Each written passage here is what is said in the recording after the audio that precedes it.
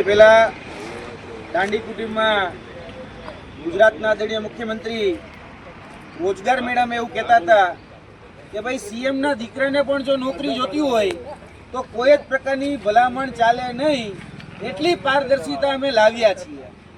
પરંતુ જોવા જઈએ તો ગુજરાતની અંદર કાયમી નોકરી આપવામાં જે લાગવક, જે ઓળખાણવાદ, જે પરિવારવાદ અને જે સત્તાધીશો છે એની સાથે ગરબો ધરાવનાર જે લોકોને નોકરી આપવામાં આવે છે એનું શ્રેષ્ઠ અને ઉત્તમ ઉદાહરણ અમે આજથી થોડા દિવસ પહેલા એટલે કે અઠવાડિયા પહેલા આ જ જગ્યાથી પ્રેસ કોન્ફરન્સ કરી અને સરકારના કાન ખોલવાનું કામ કર્યું હતું, જેમાં ભાવનગર ડિસ્ટ્રિક્ટ કોઓપરેટિવ બેંકમાં જે ભરતીમાં જે ગોટાળો હતો એ સામે લાવ્યા હતા અને ત્યારે પણ કહ્યું હતું કે આ ભરતીની અંદર ઓળખાણવાદ, પરિવારવાદ અને સત્તાધીશોના નજીકના ગરબો ધરાવનાર લોકોને જ નોકરી મળશે.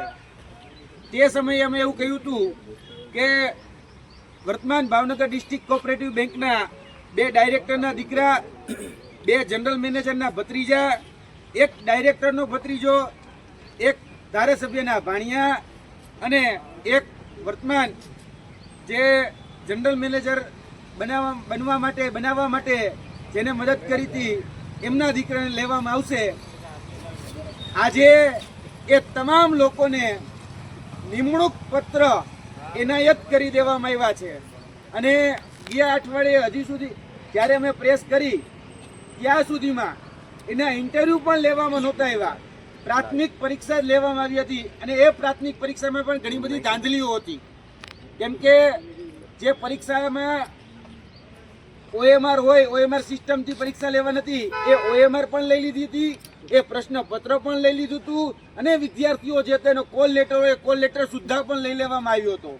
અને વાતો બહુ પારદર્શિતાની ગુજરાતના આદરણીય મુખ્યમંત્રી ભૂપેન્દ્રભાઈ પટેલ કરી રહ્યા હતા કે સીએમના દીકરાને પણ જો નોકરી જોતી હોય તો કોઈ જ પ્રકારની ભલામણ કે કોઈ જ પ્રકારની લાગવક કે કોઈ જ પ્રકારની ઓળખાણ ચાલતી નથી. તો આદરણીય મુખ્યમંત્રી ભૂપેન્દ્રભાઈ પટેલને કહેવાનું કે જો આ પાકસાફ હોય, ઈમાનદારીથી ખરેખર જે લાયક છે, જે હકદાર છે, એનો જો એનો હકનો રોટલો આપવા માગતા હોય, થોડીક દાદા ભગવાનની પણ શરમ ધરી અને આમાં નિષ્પક્ષતાથી યોગ્ય તપાસ કરવામાં આવે તો આ જે ભરતી છે એમાં 80 લોકોને ભરતી કરવામાં આવ્યા છે, જેમાં 80% ખોટી છે, જે ફક્ત લાગવકથી અને ઓળખાણવાદથી થઈ છે. અમે આ ફક્ત એટલું કહીએ છીએ કે આ ઉદાહરણ પાત્ર છે, કેમ કે ભાવનગર ડિસ્ટ્રિક્ટ કોઓપરેટિવ બેંક એટલે સહકારી સંસ્થા. ગુજરાતની તમામ સહકારી સંસ્થામાં આવું જ ચાલે છે, તમામ ગુજરાતની સહકારી સંસ્થામાં. તો અમે કહેવા માંગીએ છીએ ગુજરાતની તમામ સહકારી ક્ષેત્રની જેટલી પણ સંસ્થાનો છે, એ ડેરી હોય, એપીએમસી હોય કે પછી બેંકો હોય, એ તમામ જગ્યાઓની ભરતી એ સેન્ટ્રલાઇઝ કરી નાખવામાં આવે અને તેની સ્પર્ધાત્મક પરીક્ષાના માધ્યમથી સેન્ટ્રલાઇઝ ભરતી કરી અને તમામ લોકોને રોજગારી આપવામાં આવે તો જે લાયક છે, જે હકદાર છે, જે ખરેખર વંચિત છે, જે શોષિત છે, એ લોકો મહેનતથી આ નોકરીમાં લાગી શકે. મારે આજે અને ગુજરાતના ગૃહ રાજ્યમંત્રી આદરણીય હર્ષભાઈ સંઘવી એવું કહેતા હતા કે કોઈ પણ હોય ફરિયાદ એ લખાવી જ જોઈએ, FIR લખાવી જ જોઈએ. તો એના જ ડિપાર્ટમેન્ટ એટલે કે વાહન વ્યવહાર નિગમ GSRTC એમાં હમણાં 45 લોકો સાથે છેતરપિંડી કરવામાં આવી. તે 45 લોકો સાથે જે છેતરપિંડી થઈ તેના આધાર પુરાવા અમે પોલીસ સ્ટેશન આપવા જઈ રહ્યા છીએ, વટવા પોલીસ સ્ટેશન ખાતે તો ત્યાં અને ખોખરા પોલીસ સ્ટેશન ખાતે તો ફરિયાદ સુદ્ધા લેવામાં નથી આવતી. ખરેખર લિસ્ટ બનાવવાની વાત કરે છે અસામાજિક તત્વોના, લુખ્ખા તત્વોના. તો હું એમ કહું છું કે આ લુખ્ખા તત્વ કરતાં લૂંટેરાઓનું લિસ્ટ બનાવો, જે બેંકની અંદર ખોટી રીતે નોકરી આપી રહ્યા છે, જે GSRTCના નામે ઠગી રહ્યા છે અને જે સ્ટાફ નર્સમાં જે સિસ્ટમેટિક જેને સ્કેમ કર્યો છે, જે વિદ્યાર્થીઓના ભવિષ્ય સાથે ચેડા કરી રહ્યા છે, એની ઉપર કાયદેસરની કાર્યવાહી કરવામાં આવે. અમે આજથી 3 દિવસ પહેલા, આજથી અઠવાડિયા પહેલા અમે પ્રેસ કોન્ફરન્સ કરી અને બધા લોકોના નામ સહિત અમે આ બાબતો ઉજાગર કરી હતી. GSRTCની, માફ કરજો, ભાવનગર ડિસ્ટ્રિક્ટ કોઓપરેટિવ બેંકની જે લોકોના નામ આપ્યા હતા એ જ લોકો અત્યારે નિમણૂક યાદીમાં આવી ગયા. તો સરકાર જે મહેનતુ છે, જે હકદાર છે, જે લાયક છે, એ લોકો સાથે અન્યાય કરી રહી છે એ આ વાત ઉપરથી સ્પષ્ટ થાય છે. કેમ કે જે ડાયરેક્ટરના દીકરા હતા એ જ ડાયરેક્ટરના દીકરા એટલે કે જે સત્તામાં છે, જે અત્યારે હોદ્દા ઉપર છે, એના જ દીકરા કઈ રીતે નોકરી લઈ શકે? જે જનરલ મેનેજર છે તો એના ભત્રીજાને નિમણૂક આપવામાં આવી, એ કઈ રીતે આપવામાં આવી એની તપાસ થવી જોઈએ.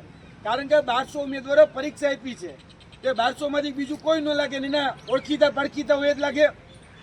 એટલે આની તપાસ થવી ખૂબ જરૂરી છે. અમે આ પ્રેસ કોન્ફરન્સના માધ્યમથી ફરીથી કહીએ છીએ કે તાત્કાલિક ધોરણે ગુજરાતના મુખ્યમંત્રી આદરણીય ભૂપેન્દ્રભાઈ પટેલ જે એવું કહેતા હતા કે પોતાના દીકરાને પણ જો નોકરી આપવી હોય તો એ ભલામણથી ન આપી શકે, કોઈને ઓળખાણથી ન આપી શકે, તો અહીંયા ભલામણ, ઓળખાણવાદ, પરિવારવાદ અને ગરબો ધરાવનાર વ્યક્તિઓને જ નોકરી મળી છે. તો તાત્કાલિક ધોરણે આની તપાસ કરે એ જ અમારી વિનંતી છે. 2 મહિના પહેલા સ્ટાફ નર્સની ભરતી લેવામાં આવી હતી અને એ સ્ટાફ નર્સની ભરતીમાં જે આન્સર કી રજૂ કરવામાં આવી એ આન્સર કીમાં જે જવાબો હતા એ સેમ સિક્વન્સ અને સેમ પેટર્નના હતા. એબીસીડી પહેલેથી લઈ અને છેલ્લે સુધી જે જવાબોની સિક્વન્સ હતી એ એબીસીડી હતી. ગુજરાતના આરોગ્ય મંત્રી ઋષિકેશભાઈ પટેલે એવું કીધું કે અમે તપાસ કમિટીની રચના કરી છે અને તપાસ કરી અને 3 થી 4 દિવસની અંદર આનું નિરાકરણ આપશું.